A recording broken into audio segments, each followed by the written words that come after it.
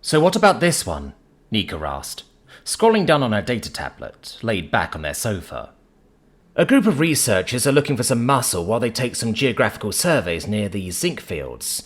Doesn't pay much though, but at least they're clear about what they want. I think we can do something better than that, Allura shrugged. But if nothing else comes up, we can go for it. The group had a fun start to the weekend at the Aquaplex, and spent the rest of the weekend just relaxing at the house. A day of school had felt like nothing in the wake of the 2 weeks of hell they had experienced before. Yeah, a bit of a crap mix right now, Nika sighed, as the kids lazily flicked through the listings Scifi had run filters on while they were at school. Most of these are obviously involved in the current Corpo War, and we agreed to avoid them if we can. There's still the option to go after bounties, Scifi pointed out. The Redeemer's one got increased. The Church of Cyros really wants him gone. That's true, Chiu agreed. But many have gone to ground or are hidden away. I would agree on getting the Redeemer before he comes for us again, but nobody seems to know where he is.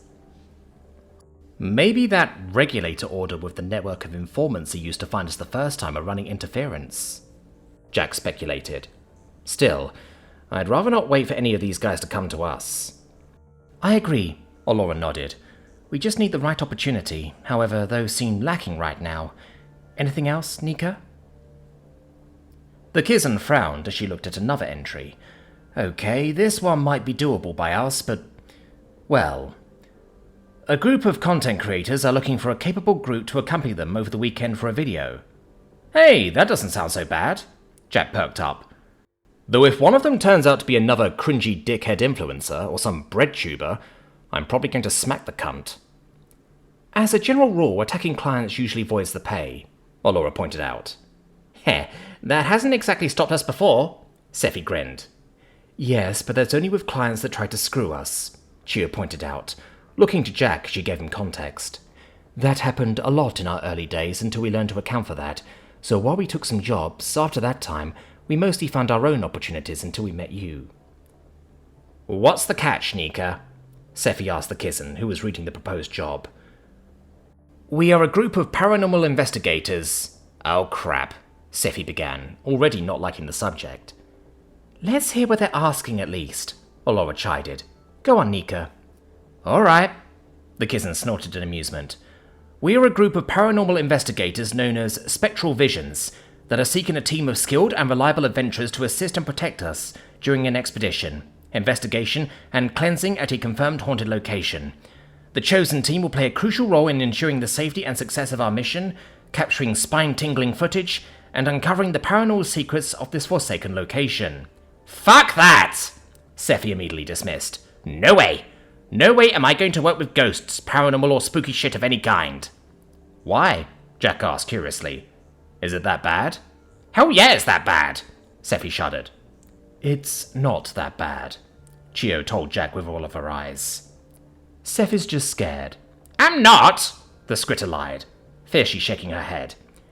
I told you all about that time when I went to the Bellbrick Ranch when I was younger. When you thought that it would be a good idea to sneak off to a known haunted location on your own and literally rob the ghosts? Allura asked quizzically with raised eyebrows. It's not like they needed any of that stuff, Scifi argued. I'm pretty sure the poltergeist you encountered must have disagreed with you, Chiu quipped with an amused smile.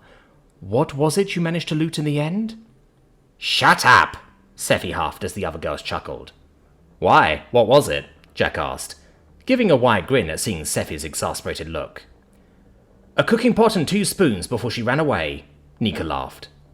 Maybe the ghosts were just hungry, Jack asked, his grin turning into a full Cheshire smile as he teased the Scritter, the others cackling with laughter as she made several gestures with her hands.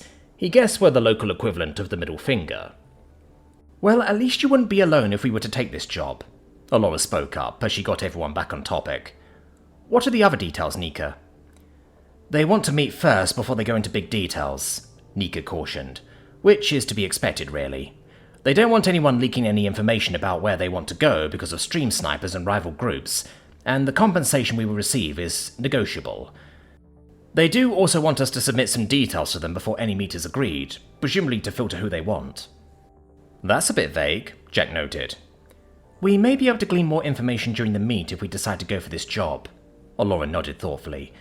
And we'll certainly be able to negotiate a decent pay from the lack of forthcoming information. Anything else? Yeah, they specifically said they're looking for groups with good community standing, so I'm guessing they have been burned by others before, Nika noted. Along with the usual good communication skills, teamwork, blah blah blah. We can skip that part. If they want to research us, they can work that out for themselves, Chio noted. They're providing the secure transport and claim that catering will all be taken care of, Nika shrugged, looking tempted by the job. For a full weekend with the possibility of multiple trips in the future, and also the possibility of future work. As far as the times go, they're not specific as to what weekend they want to go, but I'm guessing not the weekend coming up, which was the one we're looking for. They're probably just wanting to get themselves fully organised, Jack shrugged. Maybe it's not a publicly known place and they're not worried about others getting there first. That sounds likely, Alora nodded. Shall I add that to the maybe list? If you must, Scifi grouched as she popped open another canned drink. What else have we got? Didn't Luvia say she wanted us for a job a few weeks ago? Chio asked, while she munched on some sweets, which Jack suspected was her third bag of them. He managed to pinch one while the Alithi wasn't looking earlier, and was pleasantly surprised to find it tasted almost exactly like a jelly baby. She did, though I need to ask her more about it since she didn't say much at the time, Alora recalled. Probably just one of her ploys to get with Jack, Scifi grunted. Wouldn't put it past her. I don't think it was, Alora disagreed. She was very vague about it when we spoke, and she knows not to cross a boundary like that. Does she now? Scifi dryly asked, clearly not believing the Eladri. Regardless, if it's legit, we can text her about it, Nika shrugged. It didn't seem urgent, though, and since Luvia's a friend, I doubt we'll get much of a payday from it. I'll do that anyway, Alora nodded. Anyway, let's stop being lazy. Anyone who wants to come to the Sector Veesen with us for first aid training? 10-minute warning, she shouted out, so everyone in their home district could hear and get themselves ready. All right. Coordinates are just up ahead, Scifi told them all, checking her comlink. Excellent, and we've made it in good time too, Alora noted, looking around the neighbourhood they had found themselves in, having travelled in a northernish direction to get there. Though the independent districts they were visiting were clearly economically disadvantaged and had suffered majorly in recent attacks, the locals greeted them warmly, with the local militia happy to direct them to the sect, with no signs of trouble. The district seemed peaceful, with a proud, hard-working community. As they walked down the streets of tenements and cart vendors, they spotted two elderly vivren cleaning and polishing a waste shrine, which was one of several dedicated to a god along the streets, and they saw many of the locals stop by a few of them to give their brief respects before continuing with their day. The symbol of the Sector Veesen, a green neon star on the flag up ahead, told the students that they were at the right place. The medical clinic, that they had been invited to in order to learn first aid, operated within the skeletal remains of a cluster of abandoned warehouses and factories, nestled in the centre of the residential district. The exterior of the makeshift medical facility bore many scars of time and neglect, with faded corporate logos and crumbling walls, but Jack could see several scrapped-together robots working around the outside to try and repair and clean it up. Shall we? Jack asked. They were a bit early, but they could probably wait inside and stay out of the cold weather. The entrance was marked by a large set of secure double doors with armed guards, with their uniforms clearly marking them as affiliated with the sect, but the guards didn't impede them, instead just waving them in and radioing ahead. I guess we're expected, Nika shrugged as the students piled into a green foyer, before the secure doors shut behind them. Good afternoon, everyone, a chipper female voice called out of a PA system as the students looked around for the source. Just need to check you all for any diseases or anything else that might be a problem for us. Just sit tight for a moment. It shouldn't take long, Chio noted, as they heard some hums and beeps from all around them. Okay, you should be all right, the voice called out once again. However, just as a precaution, we understand that one of your number is an outsider, so we wish to cast a small protection spell on him just in case. Would you be willing to submit to this? Jack looked around at the others and shrugged. Sure, no problem, he called out. Excellent, the friendly voice replied. Give me a moment. A hidden door to the side opened, as a short purple worm-like lizard creature with 2 arms, 2 beady eyes, 2 buck teeth and 4 legs and a lab coat skittered out holding a datapad. Hello there. The being smiled up at him as the door closed behind them. Don't worry, this spell just makes sure that you can't spread anything around here. The entry process already makes sure nothing spreads to you, but I want to make sure we don't get anything weird from you. No offense. None taken. Jack smiled in amusement, as the creature seemed to be skittering all around him, taking notes on God knows what. As he watched, he noticed the creature, which he assumed was a woman, had no hair, with 4 long, thin horns poking out of the back of her head like railroad spikes. Looking satisfied, the creature spoke a few words that Jack couldn't comprehend, before lightly touching him on the arm, giving him a weak, tingly feeling that he shook off. Right, we're all good, the being grinned. Dr. Kirkheis told me he's met many of you in the aftermath of the second clown attack, and I'm pleased to see many of you here. We're always looking to spread the gift of healing in Eason's name. My name is Dr. Decim, and I work as a junior doctor under Dr. Kirkheis. I'll be the one teaching you what I can, alongside a few of my apprentices. Anyway, please come in. The chipper doctor quickly slithered past towards the next set of double doors, briefly bowing their head in respect to the green star above them, before whispering something under her breath, causing the doors to open wide for all of them. Upon entering, the students found themselves within a reception area, though it was far different from any hospital reception Jack had ever seen. Where he would expect a completely packed waiting room with cheap plastic seating and all the noise and cries of desperate patients, here it was quiet, with several sofas and even beds that looked like they had either been looted from abandoned properties or had fallen off the back of an IKEA truck. It looked cozy, and the atmosphere was much quieter, almost a calm that befitted a place where the sick could get better. Even the various volunteers he could see moving around up ahead looked calm, and not in any rush to move between patients. The receptionists, like many they met, looked bored, but seemed attentive as the insectoid picked up their comlink and answered several questions. Any news, Quickif? Dr. Decim asked as they walked past. Incoming patient, Doctor. I'll pencil them in. Quickif nodded. The other doctors are still operating out in the field and won't be back for a while. Very well, I'll take a look at them when they get here, but if it isn't urgent, I'm sure the apprentices can treat them well enough. I feel like my time to pupate is near, so see if we can have someone suitable cover for me, just in case. As you say, Doctor. Quickif respectfully nodded again, as Dr. Decim beckoned the students to follow. The building was a vast open space that had been repurposed with a patchwork of salvaged partitions and translucent curtains, creating makeshift treatment rooms that gave the patients a modicum of privacy. Looking back, Jack could see the outside of the foyer they had entered, with scraped-together metal plates that held up what now looked like a temporary structure. The ceiling of the former warehouse was high, though it looked like work was being done to utilize the space as catwalks were being built, though Jack didn't know what for. For now, though, the industrial lights above cast a light over the holographic displays projecting information, and even entertainment in some places, likely for the benefit of patients lying down. As the group was led down the maze of temporary rooms along the cracked concrete floor, Jack saw that the volunteer medics had ingeniously fixed gurneys, surgical tables, and other medical equipment out of scrap when they passed a closed-off section that had 2 volunteers with a welder working on something. The air was heavy with the scent of antiseptic and ozone, with cleaning droids zipping around, spraying their stuff all around them. All right, here we are, Dr. Decim grinned, as she led them all into a large room with a few gurneys, complete with practice dummies of different species Jack was unfamiliar with, manned by several apprentices. So, to begin, before we even think of helping someone, what do we do first? Assess the situation? Allura asked. It could be a trap, or there could be enemies nearby. Excellent, Dr. Decim nodded with a satisfied smile. You shouldn't put yourself at risk if you can help it. If you have to get yourself and your patient out of there, do it. But otherwise stay put if it's safe enough, since moving an injured person can often cause more harm. You might be able to get away with that using your powers, young lady, she indicated to Chio.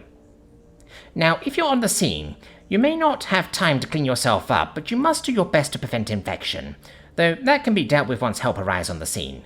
It can take some time. Speaking of which, if your patient is still awake, you need to keep them as calm as you can. While it's likely they'll be freaking out, getting them on-side and cooperative is key to your success in healing them up. Any questions? Nobody had any, with the points raised sounding obvious to the group. Heh, it might sound obvious to some of you, Dr. Desmond shrugged. "But trust me, in the heat of the moment, common sense goes out of the window. At least if you remember me saying it, you'll know what to do. Anyway, split up evenly among the tables so we can go through the basic scenarios." Jack, Scifi and Allura took one of the nearest ones, with a smiling Zarek apprentice. The reptilian quickly pointed to one of the arms of the four-armed mannequin that looked obviously broken. "So, broken bones," the doctor called out once everyone was settled. "These vary in intensity but all need to be treated, and that starts by finding the point of fracture. With more severe injuries, these are more obvious with deformities in the limb, but others may be more subtle. Firstly, in the most horrible of cases, there can be open bone fractures which you will need to dress with a cloth, keeping pressure around the wound to control any bleeding before you bandage it up." As Dr. Desmond was talking, the apprentices showed the practical application of this, and Jack took note as the doctor continued. "Sometimes the situations you find yourselves in won't allow you the resources you need. Don't forget that if you need a bandage, a ripped piece of clothing is a good substitute. Learn to improvise if you can, but it's always good to carry things for an emergency, especially if you find yourself heading to risky locations. But on the topic of bandages, let's move on to cuts and lacerations." Jack glanced at the doctor as she spoke. The friendly woman was clearly very passionate about her subject, so he made doubly sure he was remembering what she was saying. Though he had some experiences with first aid with the Scouts, which had proven useful in the recent past, he could barely remember much of it, and he didn't want to make any mistakes. "Ideally with cuts and lacerations, you should practice on one another to make sure you can keep a bandage firm enough to work properly. However, you may require a clotting agent for certain species," the doctor continued. "But in the case of more severe bleeding of a limb, a tourniquet may be needed. Watch closely as I demonstrate how to do it, and my apprentices will assist." Jack's mind went back to the clown attack, where he was able to save Kizareth using a tourniquet. The Aniside had been messed up by the whole affair, and though Jack hadn't seen his friend in a while, according to the guys, he was making steady progress. Now, some complications can arise with cybernetic enhancements and genetically enhanced tissue, though the latter is far more complicated to identify. In many cases, a binding agent is best to seal the wound rather than a bandage, but wounds in these locations can be left longer without further treatment. Chances are that if your patient is awake and active, they will have a better idea of how to treat their symptoms. However, for burns, this is much more complicated. If a cybernetic arm malfunctions, for example, then the fusion of organic and artificial requires advanced treatment. Burn dressings and antiseptics can treat the symptoms in the interim, but only after cooling the burn. While running water can help with normal burns, there is often a danger with cybernetic systems, so we recommend deactivating the affected limb if you can. Jack nodded as he understood. Looking at his palm, he remembered the nasty burn he received during his desperate fight with Dr. Grine. He shuddered. Grine was still out there. "Excellent. Now we're going to run through a few practical exercises and get you all experienced at using some key concepts and equipment." "Hey, this is actually pretty fun," Scifi grinned, as she got the hang of making a sling for a broken arm, using Jack as a test subject. "And quite useful considering our line of work," Allura agreed. "Though I have healing magics, it isn't a total solution for everything." "Yeah, it makes sense to be as self-sufficient as we can," Jack agreed, as he wiggled his fingers before undoing the sling to practice on Allura. "Especially if we're thinking of heading outside the city." "Excellent," the apprentice told them once Jack completed the sling. "You three are doing very well, and we do offer advanced classes for those that are willing. We operate a few that you may find useful if you're of the adventurous sort." "That's very kind of you," Allura smiled. "Thanks." "It is merely our duty, no inconvenience," the apprentice reassured her.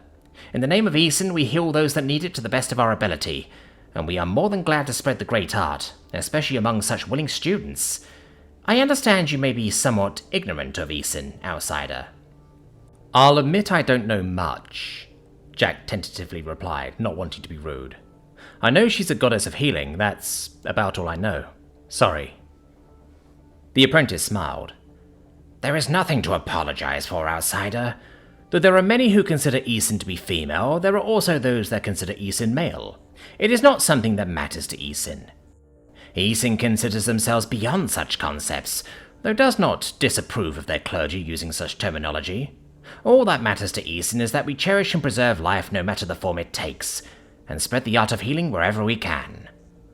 Yeah, but that includes bad guys too, right? Scifi asked, as Alora gave the scritter an unamused look, but the apprentice didn't seem to mind. If resources are limited, then it is up to the healer to best determine how they are used. Dr. Decim smiled as she approached their table.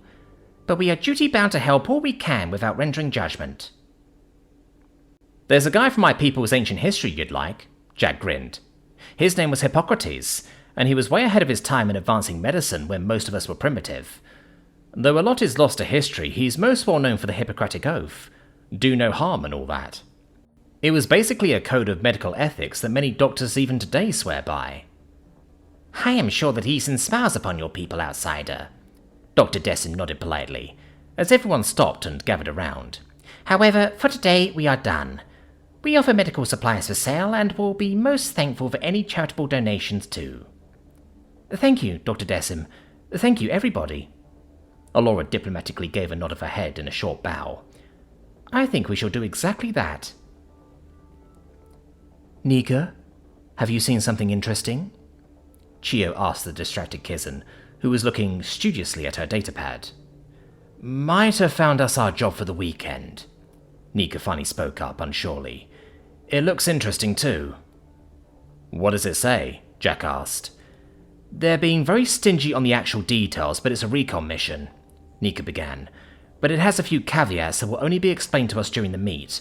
They've also marked it as urgent with multiple sub-objectives, so we might be able to negotiate ourselves a decent payday out of this one. Ooh, what else does it say? Scifi asked with a grin. Not much at all, Nika sighed, except that they've confirmed this is a job for outside the city. How far away? Chio asked curiously. Are you sure it's a weekend job? That's what they're saying, Nika shrugged, that we can check these details during the meet if we go for it. What do you say? Let's express interest in a meet and see where we go from there, Alora nodded. We all agreed to at least hear them out? Nods from the group all gave their assent. All right, Nika grinned. Let's see where this goes. They received a reply less than 20 seconds later. Jab began. Is it normally that quick? No, Gio confirmed. Not even for AI filtering. This isn't a good sign. Nika? Holy shit. They want to see us as soon as possible. The Kizan spoke slowly, her look of concern plain for all of them. That could mean they're desperate, Scifi began. Or another threat, Chio warned. We won't find out until we check. Alora nodded grimly. What's the location, Nika? The Kizan gulped. It's Corvin Enterprises.